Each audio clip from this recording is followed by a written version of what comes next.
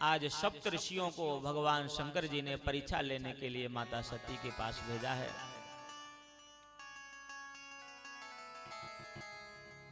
तो वहीं सप्तऋषि शिव पहीं आए, बोले प्रभु अति बचन सुहाए। भगवान शंकर जी की प्रेरणा से आज सप्तऋषि वहां पर पहुंचे कैलाश पर्वत पर। भगवान शंकर जी ने बताया माता पार्वती के बारे में। पार्वती तपस्या कर रही हैं, आप जाकर के उनके प्रेम की परीक्षा लीजिए। आज सप्तऋषि भगवान शंकर जी के द्वारा उपदिष्ट होकर के आज गए हैं। पार्वती पे जाए तुम प्रेम परीक्षा लेओ, गिरि प्रेरे पठयो भवन दूर करो संदेहो। आज उनका संदेह को दूर कर दीजिए और उनको तपस्या से व्रत करके उनको घर भेज दीजिए। आज सप्तऋषि आए हैं। देखिए, सबसे पहले तो उन्होंने उपदेश की निंदा की। गुरु के उपदेश की क्या की? निंदा की। फिर जब गुरु उपदेश से काम नहीं बना तो फिर गुरु जी की निंदा करने लगे। लेकिन एक बात भी माता पार्वती ने उनकी मानी नहीं है। एक एक शब्द को अच्छे से समझेंगे। जब सप्तऋषि पहुंचे, सप्तऋषियों को देख करके माता ने प्रणाम किया है। ऋषियों ने पूछा, बेटी किस लिए तपस्या कर रही हो, क्या चाहती हो, जरा हमको बताओ। तो पार्वती मैया ने कहा, ऋषियों आप मेरी बात को सुन करके हंसेंगे, मेरे अज्ञान को देख करके आप हंसेंगे। देखो मुनि अविवेक हमारा, चाहिए सदा शिवै भरतारा। राम सिया राम जय जय राम। राम सिया राम जय जय राम। देखो मुनि अविवेक हमारा, चाहिए सदा शिवै भरतारा। ऋषियों हमारा अविवेक तो देखिए, अज्ञान तो देखिए, मैं भगवान शंकर जी को अपना पति बनाना चाहते हो, ये असंभव है। जैसे कोई जल के ऊपर दीवार बनाना चाहे तो बन सकती है, बड़ा असंभव है। लेकिन मेरा ऐसा मनोरथ है। जैसे ये शब्द सुने, आज बोले हैं ऋषि, ये किसने आपको उपदेश दिया है? नारद जी ने। तो भला नारद जी के कहने से भी किसी के घर बसते हैं? छिन छिन आज निंदा करने लगे हैं उपदेश, गुरु उपदेश की। मन कपटी तन सज्जन चिन्ना, आप सरस सबही चकीना। सुनत वचन बियसे ऋषय, गिरि संभव तव देह। नारद कर उपदेश सुने, कहो बस्यो कि सुगेह। पहले नारद जी के उपदेश की निंदा की। भला नारद जी के उपदेश से भी किसी के घर बसते हैं? आज तक नारद जी ने जिसको उपदेश किया वो भिखारी बाबा बन गया, सन्यासी बन गया। दक्ष प्रजापति के पुत्रों को उपदेश दिया था इन्होंने, आज तक बेचारे भिक्षा मांग के खा रहे हैं, भटक रहे, द्वारा घरे गए नहीं लौट कर। तो नारद जी के उपदेश से किसी के घर बसते नहीं है। पहले तो नारद जी के उपदेश की निंदा की। जब इससे बात नहीं बनी तो नारद जी की स्वयं निंदा करने लगे हैं। मन कपटी तन सज्जन चिन्ना, आपो सरेस सब ही चहकीना। राम सिया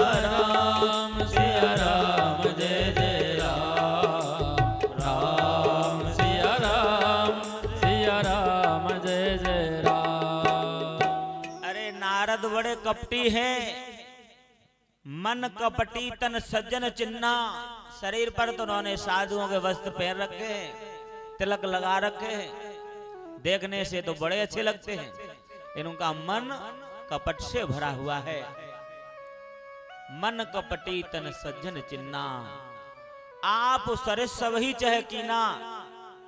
लेकिन एक बहुत सुंदर बात समझने की है इसमें, नारद जी जैसे अपने हैं वैसे ही सबको बनाना चाहते हैं।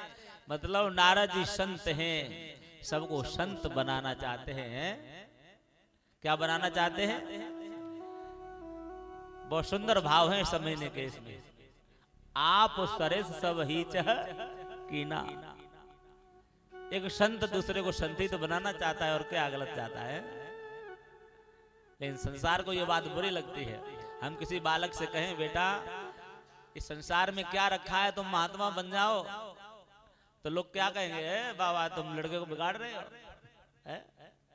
हमारे पीछे पड़ जाए दुनिया। दुनिया के मतलब की बात करोगे तो बहुत अच्छे हैं, और सही बात कहोगे तो बुरा मानेंगे। आज नारद जी की निंदा करने लगे हैं सप्तऋषि।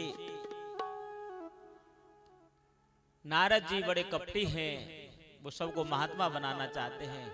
भला नारद जी के उपदेश से भी किसी के घर बसे हैं। निर्गुण निर्लज कुवेश कपाली, अकुल गेह दिगंबर व्याली।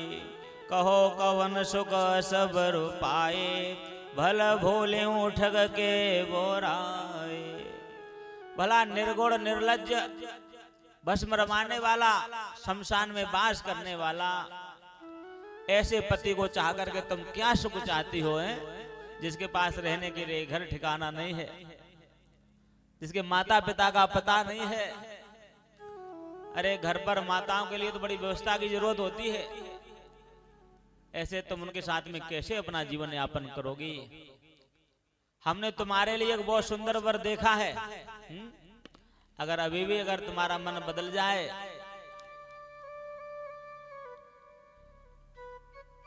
अजहु मानो कहा हमारा, हम तुमको बरो नीक विचारा।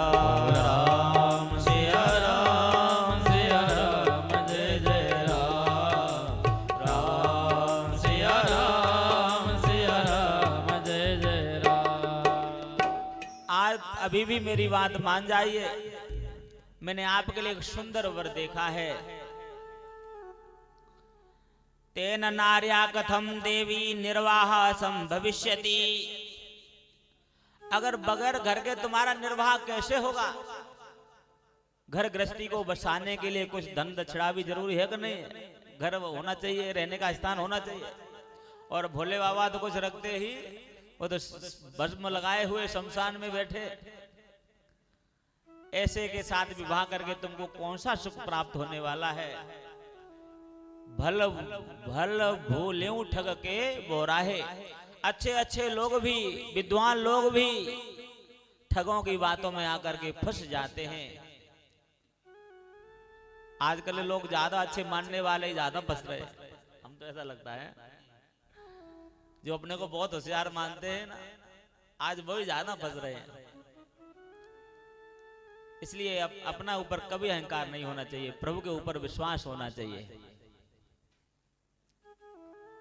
नारदः कूटवादी च परचित्ता प्रमंथकः, तस्य वार्ता श्रवणतो हानिर्भवति सर्वथा। नारद कूटवादी है, दूसरे के मन को प्रमथन करने वाले, चलायमान करने वाले हैं। उनकी तो जो बात सुनेगा उसे उसकी हमेशा हानि हो जाएगी। पर चिंता प्रमथ कहा, दूसरे के मन को चलायमान करने वाले हैं। आज जब इस प्रकार से नारद जी का के बारे में कहा, लेकिन कितना विश्वास है अपने गुरु के उपदेश के प्रति, अपने गुरु के प्रति। यहां से गुरु निष्ठा माता पार्वती की तरह हमारी भी होनी चाहिए। कोई भी कितनी भी निंदा करे अपने गुरुदेव की, उसे कभी स्वीकार नहीं करना चाहिए। प्रत्यक्षे गुरुवा स्तुत्वा परोक्षे बंधु बांधवा। गुरु जी की प्रत्यक्ष स्तुति करना चाहिए। प्रत्यक्षे गुरुवा स्तुत्वा परोक्षे बंधु बांधवा। बंधु बांधव पुत्र आदि हैं, उनकी प्रशंसा पीछे करनी चाहिए उनके न रहने पर, और गुरु जी की प्रशंसा तो प्रत्यक्ष उनके सामने ही करनी चाहिए। उनकी स्तुति करना चाहिए, वंदना करना चाहिए। प्रत्यक्ष स्तुत्वा परोक्षे बंधु बांधवा। कार्य जब कार्य पूर्ण हो जाए, जब काम पूरे हो जाएं, उसके बाद अपने सेवकों की प्रशंसा करनी चाहिए, ऐसा शास्त्रों ने कहा है। नारद करो उपदेश सुने कहो बस्यो किसु गेह। भला नारद जी को उपदेश से भी किसी के घर बसते हैं। आज तक जिन जिनको उपदेश दिया है नारद जी ने, सभी को तो उन्होंने भिखारी बना दिया, महात्मा बना दिया है। क्योंकि भागवत में भी बहुत सुंदर स्तुति की गई है नारद जी की है। गायंती देवा किल गीत का नहीं, नारद जी के बारे में और श्लोक आया है, बहुत श्लोक आए हैं भागवत जी में। जयति जयति ते जयति जगति मायाम यस्य काया धवस्ते वचन रचन मेकम केवलम चाकलय्य।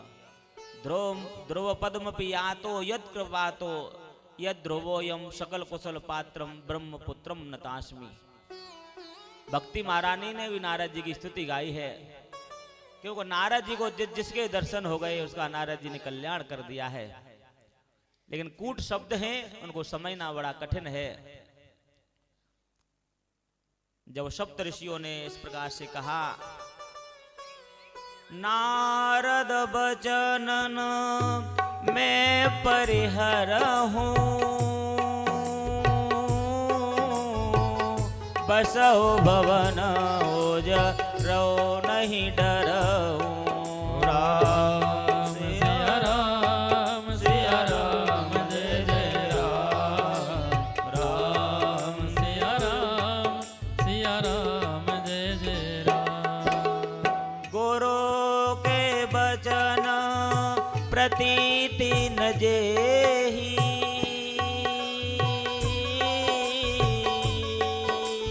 सपने सुगमन सुख से दिते।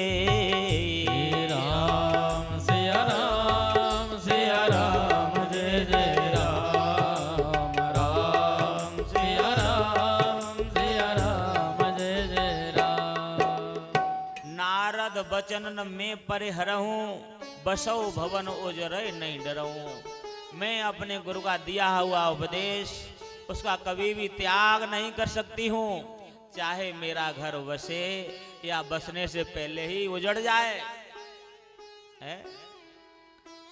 गुरु के वचन प्रतीति न जेहि। जिनको गुरु के वचनों में विश्वास नहीं है, उनको कभी भी स्वप्न में भी सिद्धियों की प्राप्ति संभव नहीं है, ये जान लेना। ये निश्चित बात है। ये सब सिद्धांत की बातें हैं, ये निश्चित बातें हैं। इसलिए ईश्वर की बड़ी कृपा होती है, किसी किसी को गुरु जी की कृपा प्राप्त होती है।